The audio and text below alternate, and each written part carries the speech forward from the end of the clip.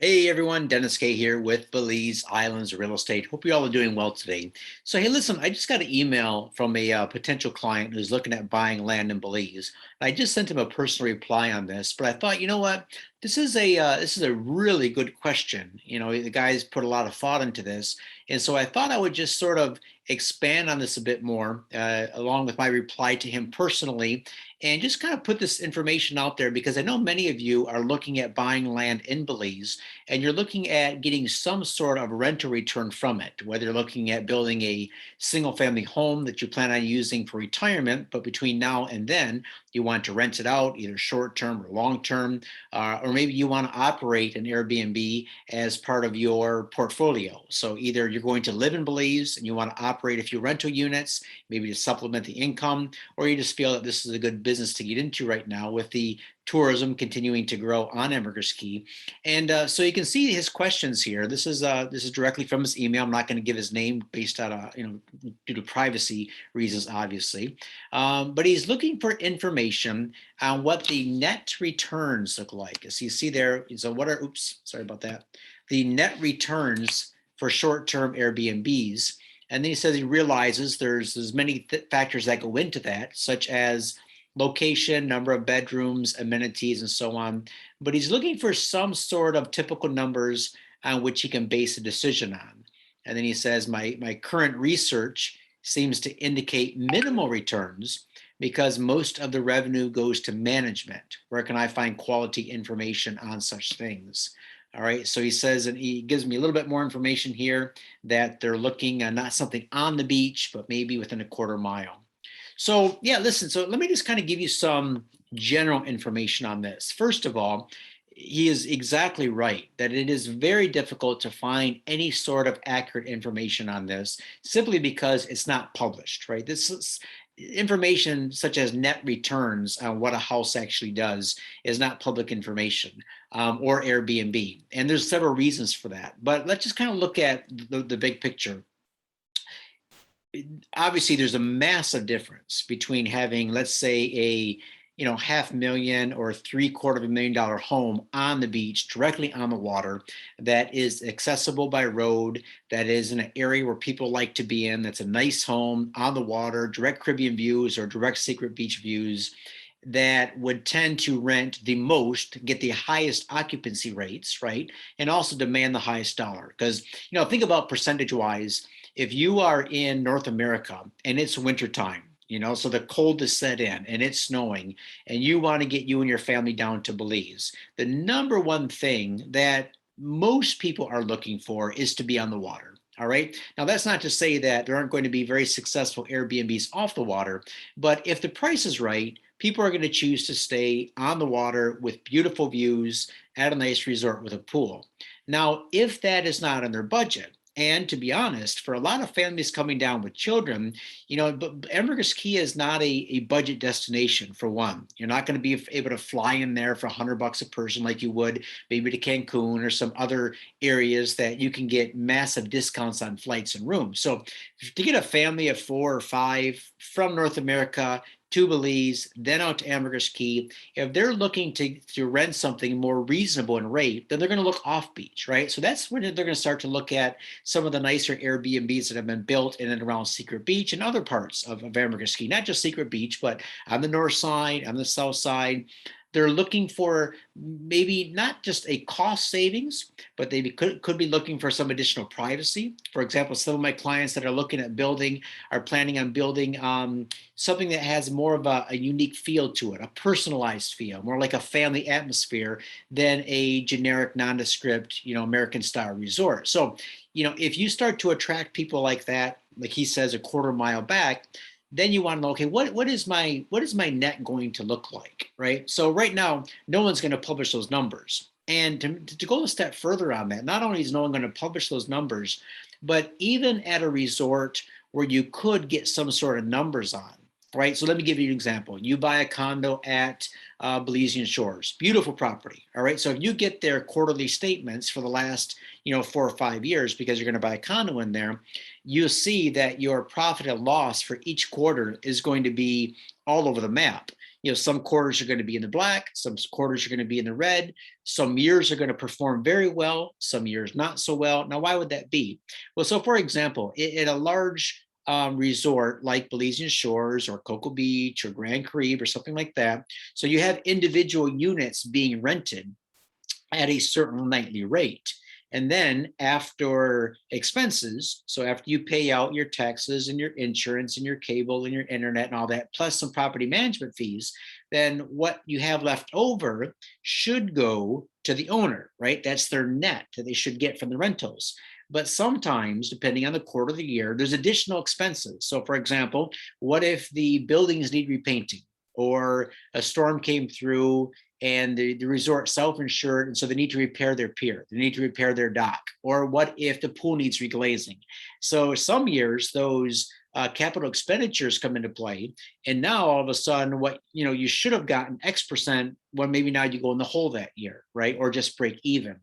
And so to kind of answer this question for this client, how can he sort of come up with just some sort of numbers or spreadsheet that's realistic to know what he might be getting himself into? Well, here's what you can do.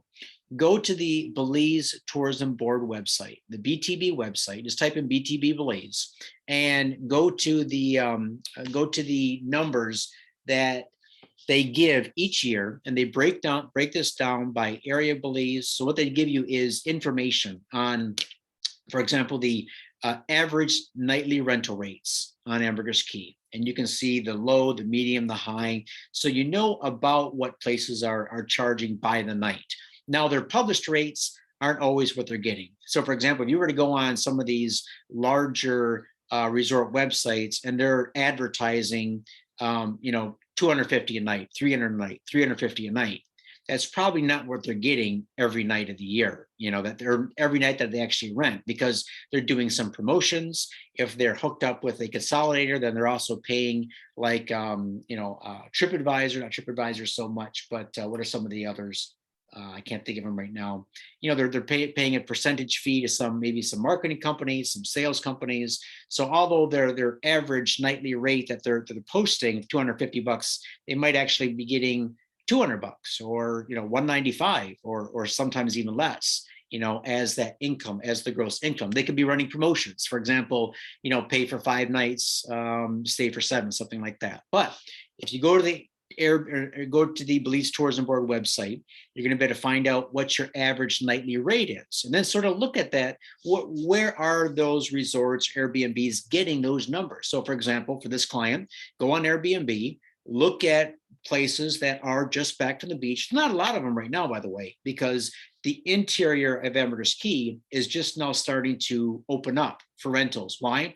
Well, because before this, there were plenty of options right on the beachfront, right? Well, now with beachfront prices raising up, bill costs are going up. They're going to have to get a higher nightly rate for those waterfront properties. So now what we're finding is people are purchasing second, third row lots, going in a little bit, maybe within a block or so for the water, building these rentals, and there you're going to find some of the better deals. So how much are they getting per night? Are they getting 75 a night, 100 a night? You should be able to sort of do a low, medium, and high range on those. So for example, let's say you go from a low of 75 a night on Ambergris Caye, because that is really, really low given the median price of the average nightly rental rate. So let's just go 75 a night, 100 a night, 125. I just use those 3 numbers as an example. So you have your average nightly rate, 75 to 125. And then what you want to look at is, what is my occupancy rate going to look like? So for example, if I'm just a little one-off place, a little family-owned resort, maybe 3 or 4 cabanas, right? How many nights of the month am I going to be able to rent that out by the night? So to a vacationer, so a family coming down, how many nights out of the 30 could you rent it for 1 week? So if you could, 1 week every month, that's a 25% occupancy rate. If you look at the Belize Tourism Board, I think Ambergris Caye has around a 55% occupancy rate on average. So from the very, very best to the very, very worst of the rental options by the night, you're going to average around 55. So let's say you conservatively said, what? All right, so let me just kind of do this scenario. I'll do 25% occupancy. I'll do 35% occupancy, and I'll do 50% occupancy, right? Now, why am I giving you these such lower numbers? You're probably hoping for more. This is going to be worst case scenario, right? So on a risk key, you got a nice nightly rate times your occupancy rate. You come up with the gross amount that you could bring in every month, every quarter, every year. So now when you look at that gross amount, whatever that gross amount is, that's the money you've taken in from your nightly renters. Now you have to determine, okay, what are my expenses? Am I paying a couple to live on site to sort of do the check-in, check-outs, do the repairs? Maybe I'm paying, maybe I'm providing a room for them. So maybe they're caretakers, maybe they cook breakfast and sort of set up tours for your guests. What am I paying them per month? Am I paying them X number of dollars? Or are they getting a percentage of the nightly rate? Figure that out. That's not too difficult either. Or you can say, am I paying a property manager to do that for me? So are they taking 20%, 30% of that nightly rate? Are they taking 40%? That's about the max. So when you look at the spread, it's usually a 60-40 spread or a 70-30 or 80-20. But just beware of some of the resorts or other people that are offering a very, how can I say, a spread that seems really good. So for example, they say, oh, we're the best resort in the island because we do an 80-20 split with our clients, where our clients get 80% of the nightly rate and we only take 20. Well, they might say they only take 20, but when do they take their 20%, right? So for example, do they take their 20% and do the split after all expenses are paid, or they do it from the gross? All right, because there's a big difference. If they do it after all expenses are paid, the 80-20 could actually work out to be a 60-40. So you got to look at all that. And what I encourage you to do is if you're looking at different resorts, again, like let's say a Grand Caribe or a Mar Laguna, Cocoa Beach, whatever it is you're looking at as far as your established resorts, kind of learn from them and then sort of apply that to your Airbnb model. So for example, going back to this client, figure out your average nightly rate, low, medium, high. Figure out your average occupancy that you think you'll get, low, medium, high. Take that gross amount and then say, okay, how is this property going to be managed? Am I going to pay someone to manage it? If so, take off 20%, 25, 30%. Let that be the management fee.